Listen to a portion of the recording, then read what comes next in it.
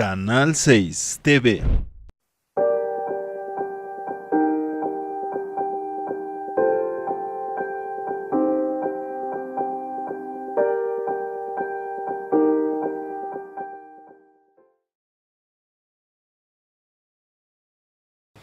Muy buenas tardes, estamos en otra entrevista más para Canal 6 y en esta ocasión es un gusto platicar y presentarles a la directora ejecutiva para Amnistía Internacional México, Tania Renaud, que nos recibe precisamente en sus oficinas aquí en la delegación, en la alcaldía Benito Juárez. Un gusto saludarle, muy buenas tardes y gracias por recibirnos. Al contrario, gracias por venir, es un placer que estén hoy aquí para poder tener una conversación.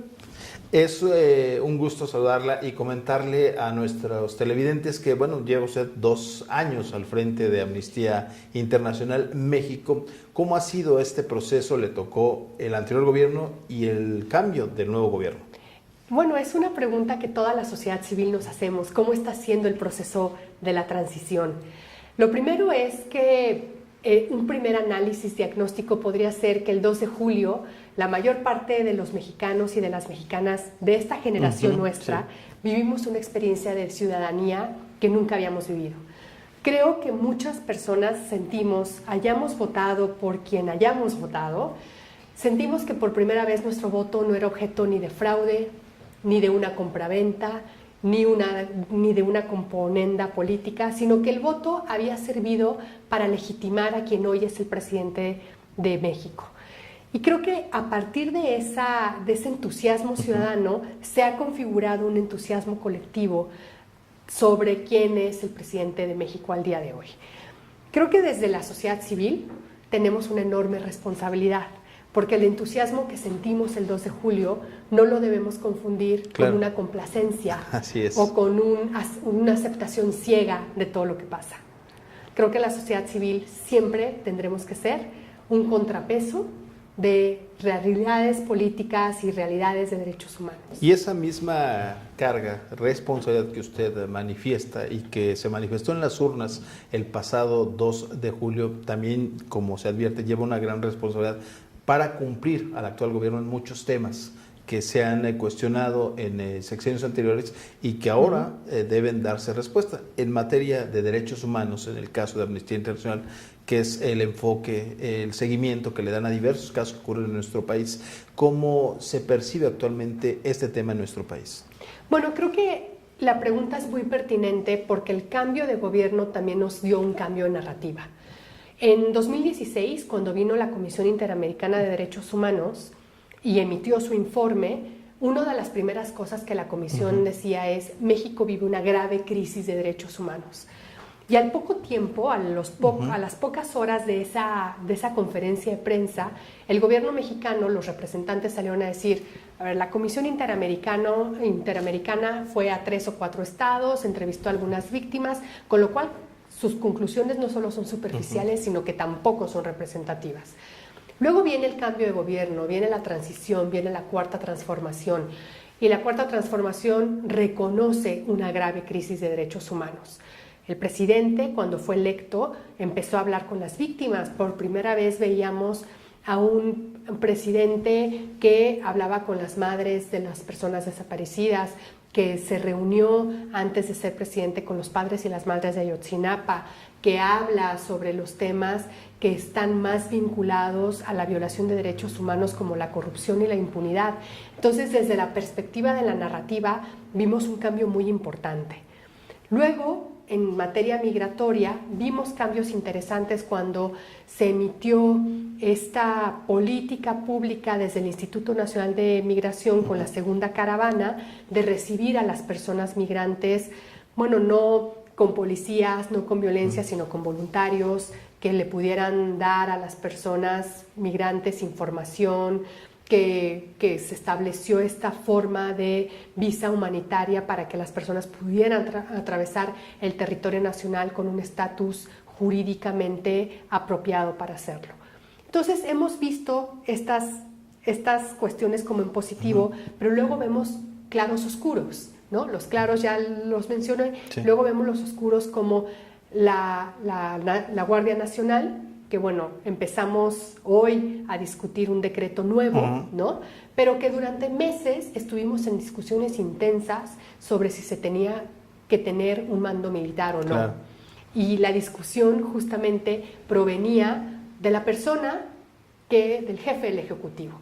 O vemos también algunas declaraciones del jefe del Ejecutivo cuando dice, bueno, las organizaciones de la sociedad civil son opinólogos, ¿no? Son una élite que no hablan con el pueblo y que de pronto quienes conformamos la sociedad civil, quienes acompañamos casos, quienes hemos estado hablando con víctimas. ¿Cómo percibió Amnistía Internacional esos comentarios del Ejecutivo? Bueno, con preocupación, porque creo que uno no tiene que perder de vista jamás que la sociedad civil aporta varios termómetros. Es un termómetro de la democracia, o sea, cualquier Estado que se jacte de tener un sistema democrático no solamente tiene una sociedad civil fuerte, sino altamente crítica.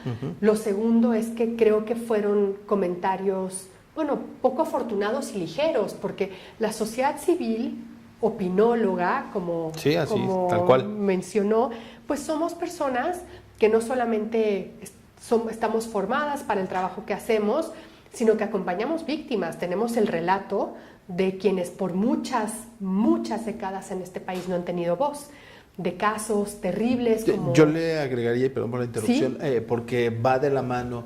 En hay un flagelo, y eso es inevitable, la corrupción, y así ha manifestado el gobierno actual para hacer ajustes, sobre todo económicos, pero uno de ellos lo hace para esas mujeres que son maltratadas, que tenían refugios en el anterior gobierno, y a través de eso se les daba esta ayuda, la cual ahora por lo menos está pendiente hasta que no se revise esa situación.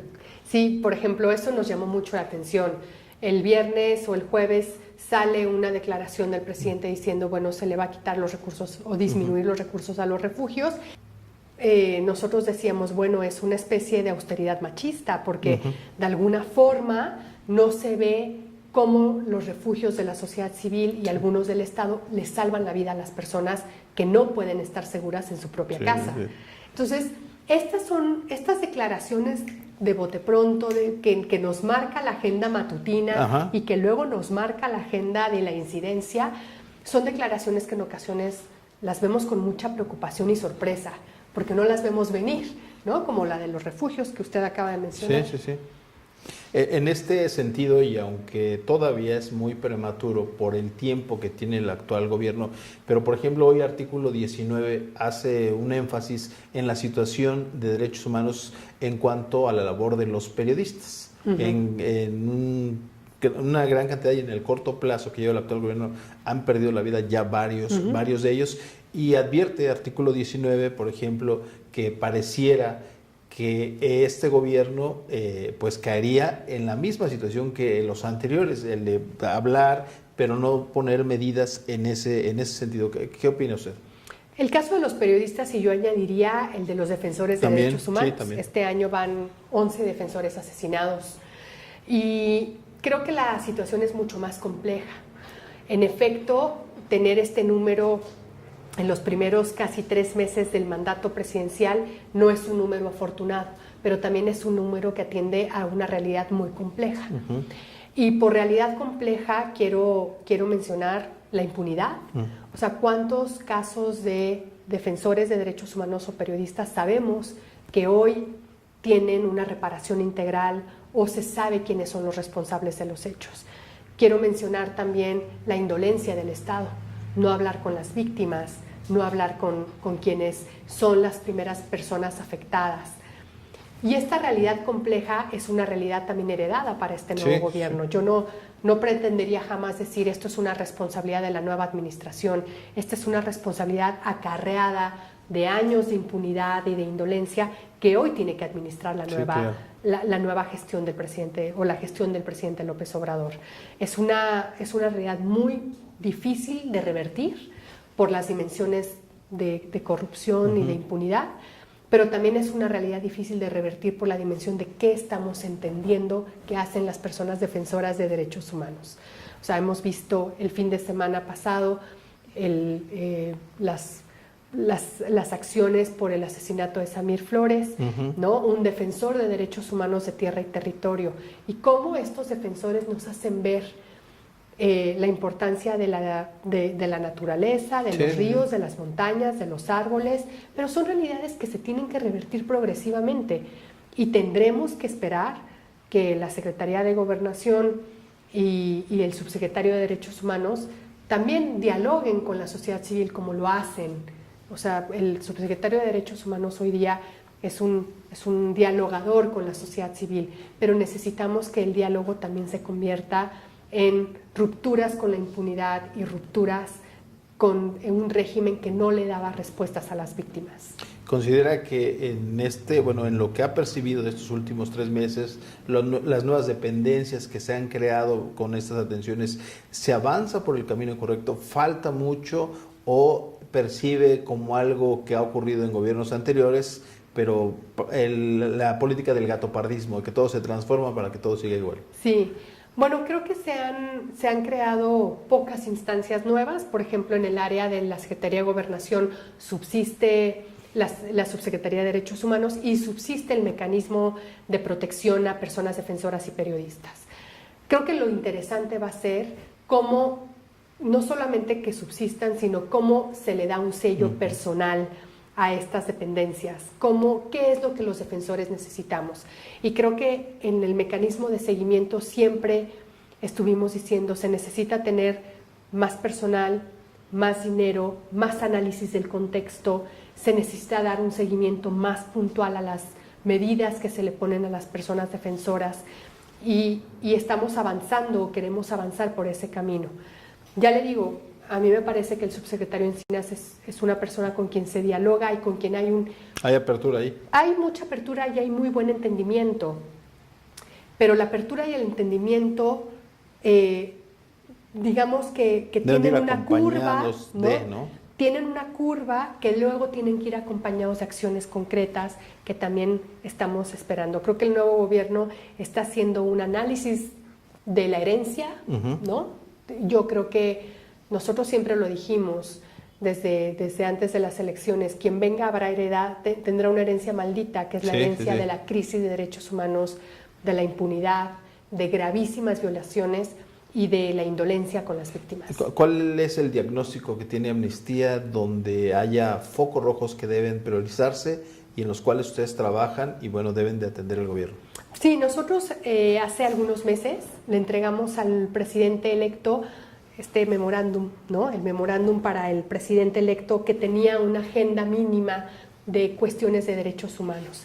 Y el memorándum, ¿no?, que dividido en varios apartados, hablaba de la importancia de tener, por ejemplo, una policía capacitada, una policía que tuviera no solamente adecuada capacitación, sino adecuados salarios, reconocimiento social, condiciones laborales adecuadas.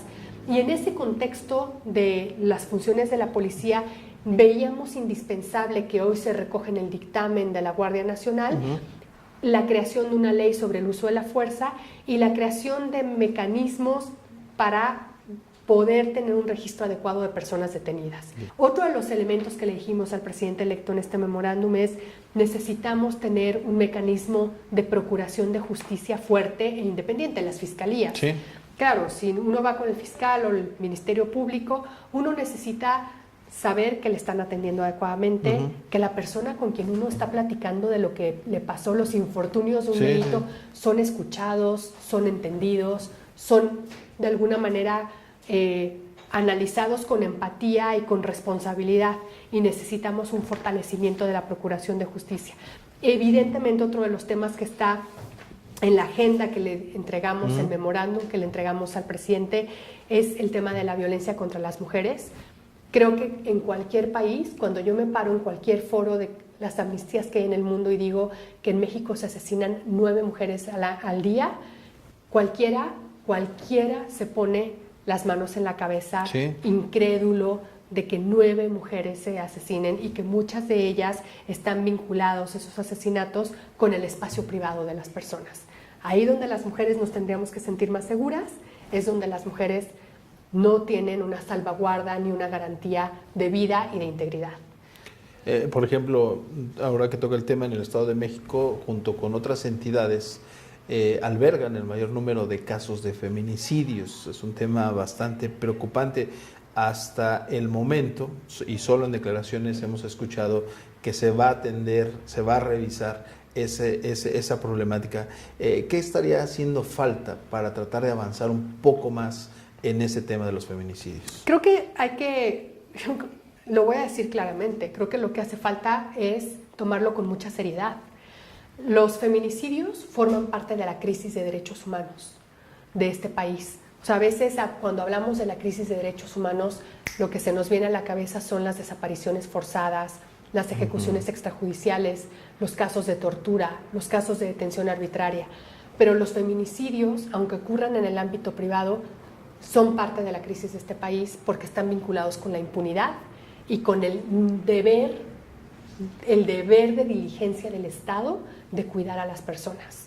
Muchos políticos, autoridades, el caso del ex jefe de gobierno, Miguel Ángel Mancera, adjudicaban el que salgan los delincuentes muy rápido de la prisión, el que se cometan este tipo de incidentes, al Código de Justicia Penal, que tendrá que ser revisado de nueva cuenta para no darle más herramientas y que los delincuentes pues salgan muy fácil en una puerta giratoria prácticamente. Sí. Yo tengo dudas y a veces me parece que entramos en un falso debate, ¿no? En un dilema falso, porque muchas veces queremos, o la reacción inicial fue, bueno, aumentemos las penas, así la gente no sale. Bueno, aumentemos el catálogo de delitos en el artículo 19 constitucional de la prisión preventiva oficiosa, así la gente se queda en la cárcel mientras se investiga. Pero creo que el problema es más de fondo. El problema es cómo se toma de la denuncia, cómo se hace una teoría del caso, cómo se recogen elementos probatorios, y eso tiene que ver con la capacidad técnica de un ministerio público. Eso no está vinculado con, bueno, si aumentamos la pena, evidentemente, y el resultado inmediato va a ser que la gente va a estar en la cárcel. Pero ¿cuántas personas tenemos en el sistema de justicia penal mexicano que están en la cárcel siendo muchos años presuntos culpables? O a la inversa, acaban de la Judicatura Federal el viernes pasado destituir a un juez en un caso de abuso en Veracruz por muchas anomalías que hubo en el proceso, la parte inversa, ¿no? También. Claro, entonces necesitamos no solamente revisar los códigos, necesitamos revisar cómo funciona el sistema de procuración de justicia y necesitamos revisar cada vez que aumentamos penas, y de eso poco lo pensamos, tenemos que dialogar de alguna manera con el sistema penitenciario. El sistema penitenciario hoy día está totalmente colapsado, fractura la función social que tiene, la función constitucional. Cada vez que aumentemos penas hay que pensar a dónde se va esa gente. Y esa gente se va a unas cárceles que el debate es claro, es que ustedes siempre quieren que se vaya como a un resort. No, queremos que se vayan a un espacio donde la gente sea sancionada y donde la gente sea vigilada, etcétera, pero también reinserta socialmente. Que es algo que la palabra pues no aplica a las cárceles mexicanas. No aplica, infortunadamente. Entonces, a veces aumentar las penas tampoco repara a las víctimas, ¿no? Porque aumentar las penas es únicamente un paliativo para cosas mucho más profundas. Finalmente, en un tema que la llevo de nueva cuenta, al de la Guardia Nacional, aunque ya se modificó, ya no será un militar según el acuerdo parlamentario, sino será un civil quien encabece a las fuerzas del orden y tendrá cambios como 5 años para que se retiren de las calles, en fin. ¿Esto deja tranquilos a Amnistía Internacional en un tema tan delicado y sobre todo en el uso de la fuerza aquí en México? Yo creo que hay que seguir atentas. En Amnistía Internacional no nos hemos pronunciado, hemos aplaudido el proceso democrático que ocurrió en el Senado, porque a mí me parece que el miércoles nos dormimos con un dictamen y el jueves en la madrugada nos despertamos con otro y con la noticia de una conferencia de prensa a las 9 de la mañana con todos los integrantes de la Junta de Coordinación Política del Senado. Muy bien por eso. Creo que el Senado entendió su función de contrapeso. Creo que el Senado se comportó a la altura de lo que los mexicanos y las mexicanas necesitamos. Pero el proceso legislativo no ha terminado. La sociedad civil en general nos sentimos aliviadas de alguna manera de que hoy el mando, de acuerdo a lo que dice el dictamen, sea un mando civil. Pero tendremos que ver en qué consiste ese transitorio que dice, bueno, y mientras tanto, mientras la policía, la Guardia Nacional se fortalece, se institucionaliza, seguiremos teniendo personas del ejército en las calles, veremos qué significa. Veremos qué significa la composición de una Guardia Nacional con miembros de la Policía Militar, de la Policía Naval, de la Policía Federal. ¿Qué significa? ¿Es un cambio de uniforme o es un cambio de concepto? ¿Qué será? Y tendremos que pensar qué será y tendremos que ver qué será. Y también si el tiempo dispuesto será el necesario, 5 años serán suficientes para cambiar esto que manifiesta.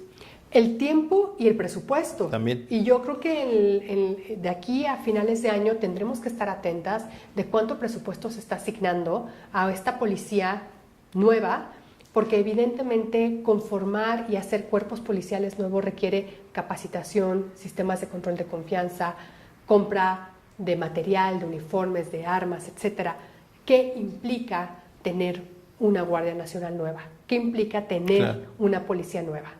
Y debería de preocuparnos como mexicanos a veces que el Ejecutivo pues tenga la última palabra, porque así por lo menos nos ha acostumbrado en las conferencias matutinas, en donde lejos de que hablen los secretarios, pues al final de cuentas el Ejecutivo Federal, él toma las riendas de todas las declaraciones y comentarios. Sí, es interesante, ¿no? Porque las conferencias mañaneras nos marcan la agenda a todos, a ustedes, a la sociedad civil, el análisis de los medios de comunicación, de la radio. No sé si nos debe preocupar. Yo pensaría más que nos debe poner en alerta. No una alerta preocupada, no una alerta tampoco baja. Nos debe poner en un sentido de estar pendientes de cómo va a terminar la iniciativa. A lo que voy es que creo que es temprano para celebrar, ¿no? Las celebraciones tempranas no llegan a la madrugada. Finalmente, ¿cuál es la expectativa para la directora ejecutiva de Amnistía Internacional en materia de derechos humanos en el mediano plazo aquí en nuestro país? Creo que primero, la primera expectativa que podemos decir, bueno, se ha cumplido de la manera narrativa, es reconocer que hay una crisis de derechos humanos. Pero la segunda expectativa tiene que ver actuar en consecuencia, reconocer la importancia de las organizaciones de la sociedad civil.